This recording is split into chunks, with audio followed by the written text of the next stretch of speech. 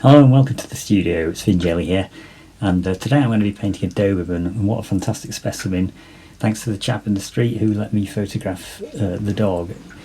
And I was amazed by the ears and how they stood up. They reminded me of the recent portrayals of Batman. And anyway, I started with the blues, which give me a great base for putting on lots of other colours. It helps me to think of the warm and cool, as I said in the last video. And I drew him out quite carefully, and this is a portrait format painting, which is a bit different, but the ears made me think it had to be a more vertical image this time. And dark fur is quite tricky to do in watercolour, I think, to get the variety of darks and to make them interesting without making them look dead.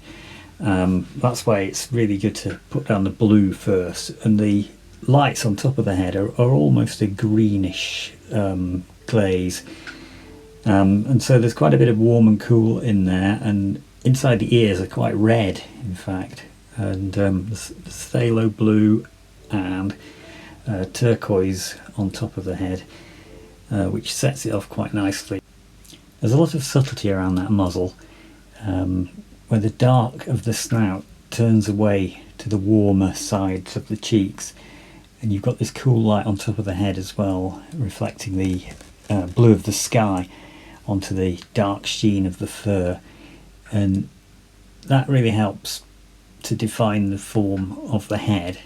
It's amazingly sleek, this dog, and muscular, and its fur had a great sheen to it, and I think that's been the real challenge with this painting. So hopefully I've succeeded. There was a great deal of pulling and pushing and slight wipings out and adjustments and making tones and values correct, darkening the dark areas, making sure the light areas were light enough in comparison. All that helps to define it, but also I wanted to have the character of the dog coming through, the perked up alertness of this potential guard dog or action dog. He just sort of exuded power and movement, really. Even when he was sitting still, he was alert and raring to go, really. And he soon did go, so I was lucky to get that photo. Anyway, final part of the time lapse, I added the washers and I'd forgotten to turn the camera on, so the washers in the background, you'll just have to imagine how they went on. Just putting the final details on there around the muzzle and just all over the head, just softening a few edges, and here's the final result. I hope you enjoyed the video. If you did, please like and subscribe. The more subscribers I get, the better, the more people will see it, so please subscribe. See you on the next one.